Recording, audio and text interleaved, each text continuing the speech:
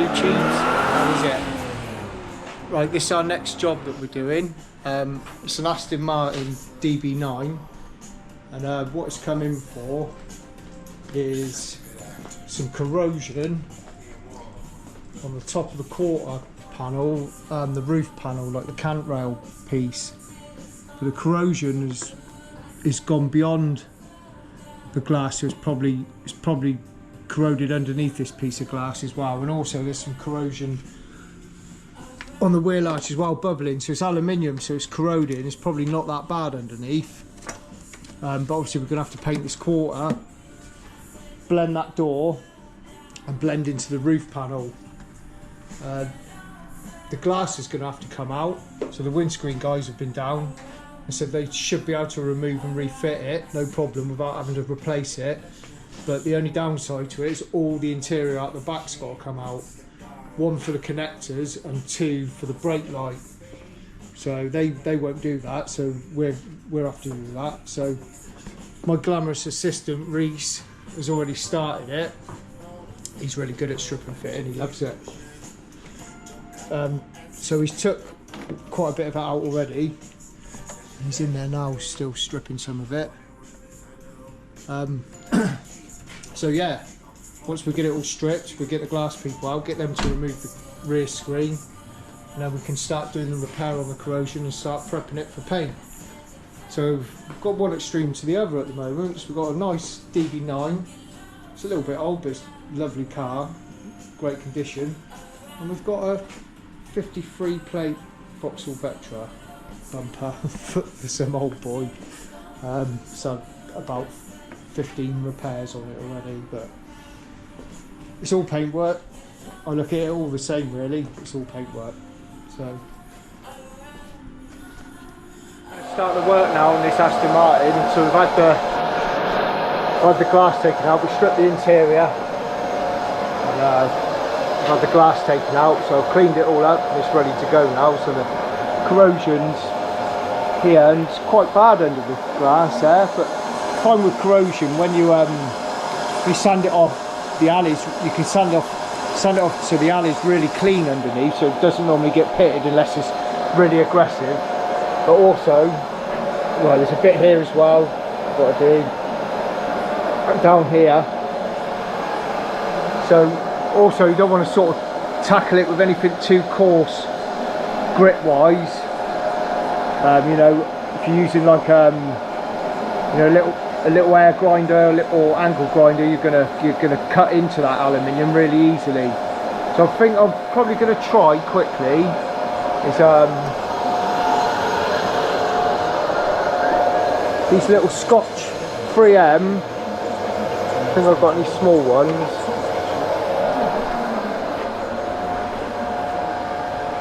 These little 3M Scotch-Brite discs, if I've got any small ones. I don't think I have. See, something like that is going to be too coarse for it. Them little roll locks, I think they're 50 grit. Yeah, they're 50 grit. That's probably way too coarse, to be fair. I'll have to use a big one. So try this little Scotch-Brite one on it, and then maybe, I don't think it's too coarse, with these little green 3M roll locks. They're good. So I'll try that little Scotch-Brite one first and see what it's like.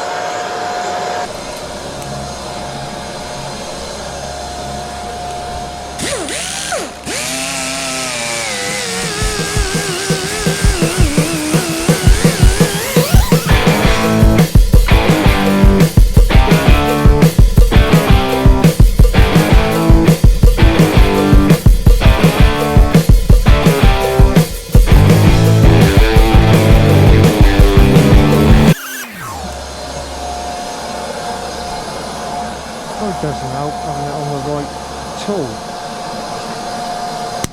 It would help having it on the right tool.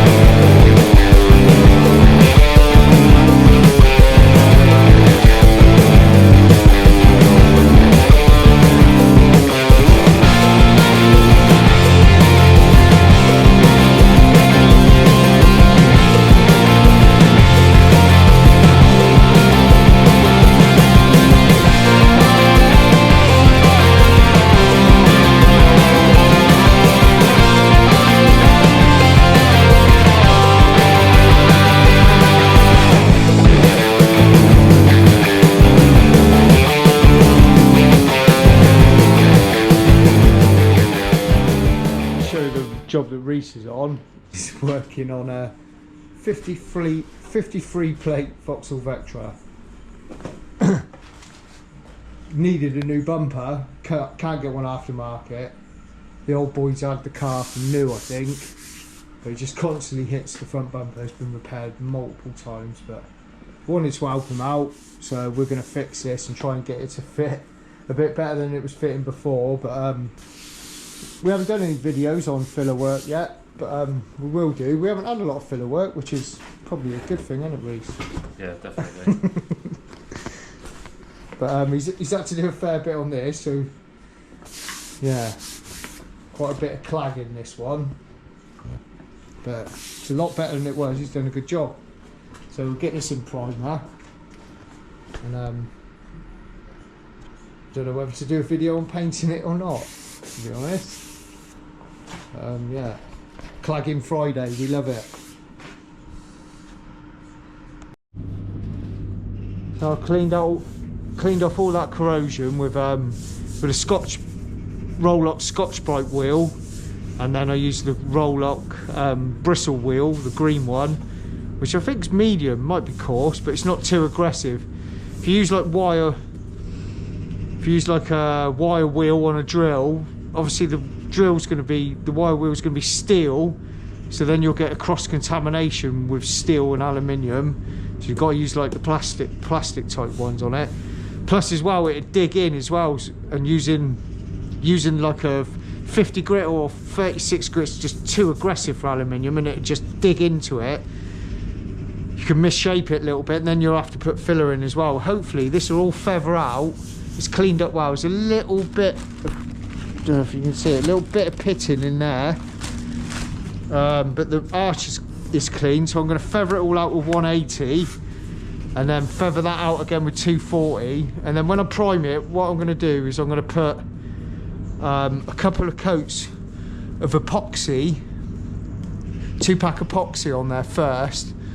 There's like a mixing ratio for like a wet on wet, so it doesn't need to be a high build, it doesn't need to be thick, but I want to get a couple of good coats of epoxy on there, and I can let that cure off a little bit, and then I'll put some high build on top of that then, just so I can, you know, a bit of shaping for the feathering out.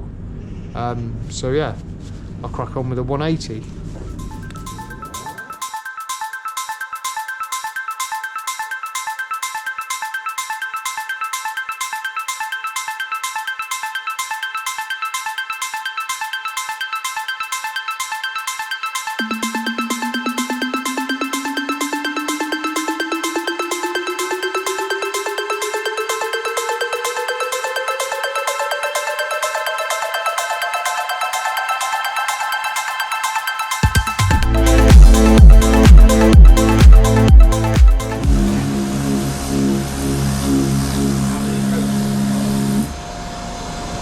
Three good ones.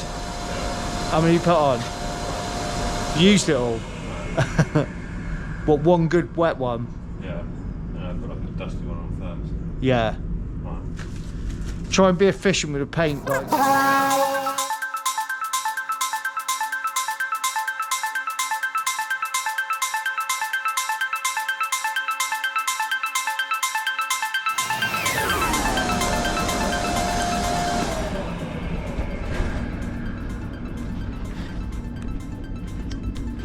I love it. I've got the boy priming, so that old Vectra bumper, I've got him priming it. He's been avoiding, he don't want to get on the paint. He likes the panel and likes the stripping. Like I said, you've got to at least be able to prime. So you know, we've had a few little, not sort of disagreements where he doesn't want to do it, which I understand with the cut painting of the customers' cars, but some jobs like that Vectra are ideal for people to practice on. So he's had a couple of goes, he's doing all right. So I just trying to get the primer on like it's paint, get the finish like it's paint, and I said you there, then with the primer, get it on there nice and wet, not falling off the panel and not too dry. But it's good practice for him. but we'll see how it goes. We'll see what it looks like in a bit anyway.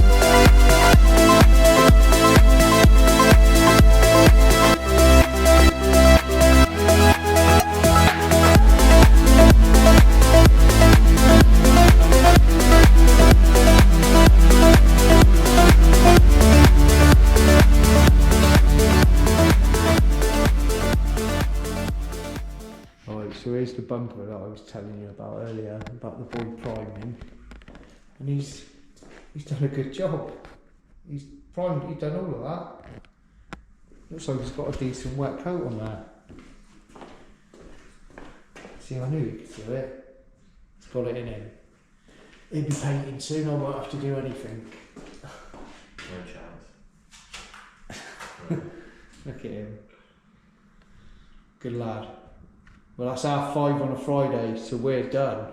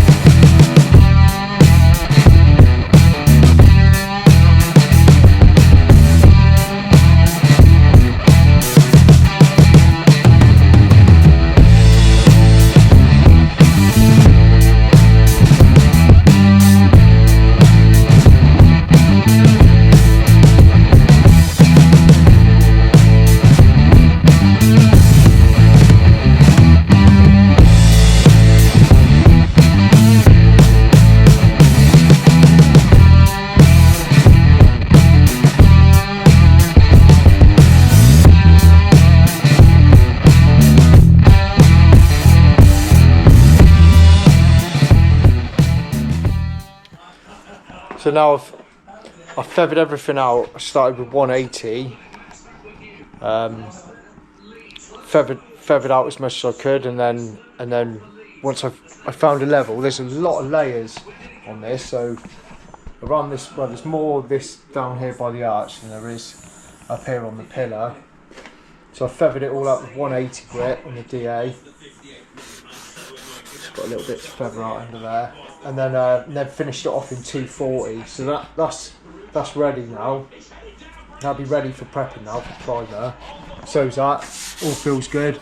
A little bit of the sealers I've had to take out there. It's still sealing the gap in there, but I'm probably gonna have to wash a bit of sealer in there after it's primed before I paint it all the way down so it all looks consistent. It's all pretty clean in there, tiny little bit of pitting, but primer would definitely get that. So what I'd normally do now is I would prep this whole job for paint. So all the blend areas, I'd prep all of that with 800 DA, 1000 grit soft pad and wet grey scotch down the pillar. I'd do the door, the quarter, but well, I know there's probably going to be a bit of an issue with this colour. I can't find no code on the car, but I think I found what the colour is. Lightning silver. So I found it on my system. There's one shade, but there's no colour chip for it. So I've spectroed it, and the results come back. It's not even detecting lightning silver. It's not even cross-referencing the spectro to that colour. So I think I've looked in the ingredients in it, and it doesn't look right on the spectro. And it's picked up some sort of like silvery blue colour, which is definitely wrong. The spectro struggles a little bit, I think, with the size of the metallic. That's the trouble with some of these colours on the camera. So I'm going to have to mix up the formulation that's on there and spray that out and check. But I want to check it against. This panel's definitely been painted. It's a little bit yellower than the boot, plus all the layers on there. Definitely says it's probably been blended into that door, I'd say. So I'm not going to prep all of this now for paint, because that's what I'd normally do. Prep it all for paint, mask off for the primer areas, prime it. Then all I've got to do then normally is prep up the primer, and the car's ready then to mask and paint. But I'm not going to do it that way, because I need to check colour on this door. I need to check colour on this quarter as well, boot, and I want to check the spray out when I do it on the roof as well. So all I'm going to do is just prep close around this at the moment. Just prep up to here, prep round here. Just key that for the primer to be done, and leave the rest until I've sorted the colour out.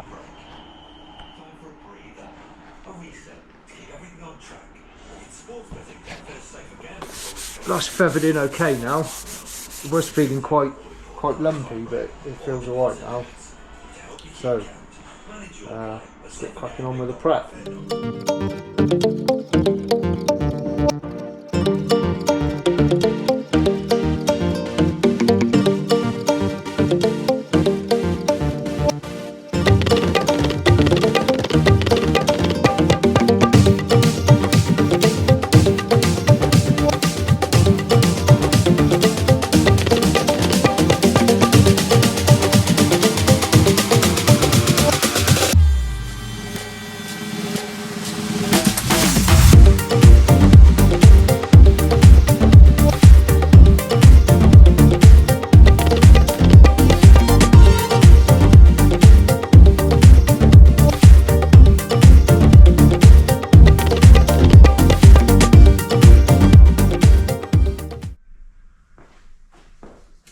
So I'm just going to mask it up. So, like I said, I'm going to put a couple of light coats of epoxy on the bare metal, on the bare aluminium.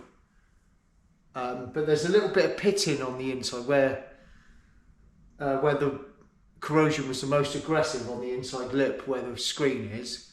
I've sort of used a plastic bristle wheel to get out as much as I could. There's still a little bit in there, so I've used a little bit of this product, and it's called Mipa. I'm not even going to try and pronounce that name. I don't even know what that name is. Rosterverses Glung or something. But that's it there. Basically, this is like a rust stop or corrosion stop. You can put it on aluminium, zinc plated aluminium, steel, and it sort of says on the data sheet to put it on if you can't sort of get any more like rust pitting out, or if you can't get all the contamination out from the corrosion or rust, to put this on, and it creates like a barrier, like a block between the corrosion or the rust and then your primer layers and all the rest of it. I've only used it once before on a Transit, but it hasn't come back. I can't guarantee rust unless it's replaced anyway, like most places. So yeah, I've put you can spray that. You can thin it with Mipa thinners. It says within 10-15 minutes of it curing, it could be over painted with any 1K or 2K primers or paints. So I'm going to put another coat. I've just put a little bit on the pitting. I'm not putting over the whole bare aluminium area, just on the pitting, and just sort of on this edge and at the back of that edge where it might be difficult to get anything up there. And I've obviously rubbed all that out in there. So I've put a little bit sort of on that lip, around the edge of this lip and on the back edge in there. I'll put another coat on and then, yeah, while it's drying, I'll start masking it up.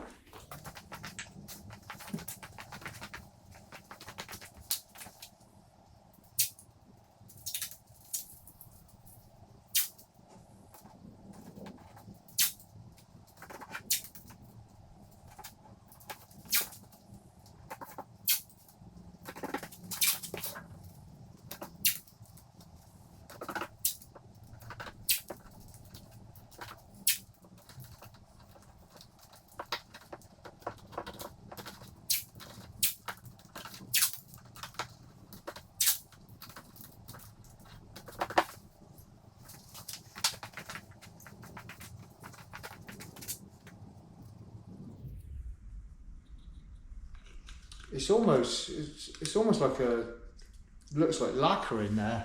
Same sort of consistency. And also it dries clear and quite hard. It dries.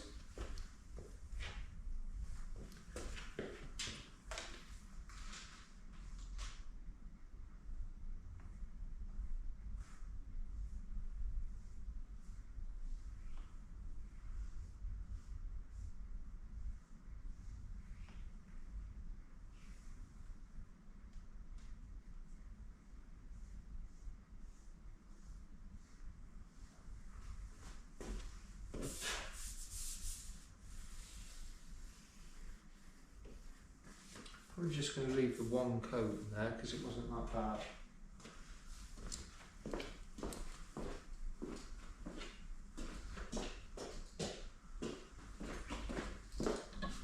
So yeah, let's see if I can show you a little bit of pitting that is in there.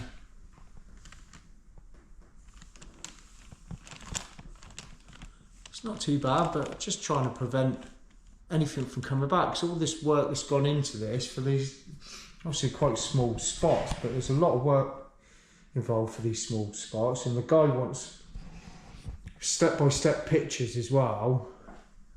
So yeah, if I can just, who knows with rust and corrosion, it's always got a nasty habit of poking its head up again at a later point. Unless you're completely changing the metal that's in there, then there's always the risk of something reappearing. So yeah, I just try to go as far as I can go to minimise the risk, really, because the last thing you want is for that just to start bubbling in there again at a bit of a later date, and obviously with all the glass being taken out, and having to go through all that rigmarole again of having all that glass taken out and all the paint. So just little extra steps that you can do to just to try and minimise it.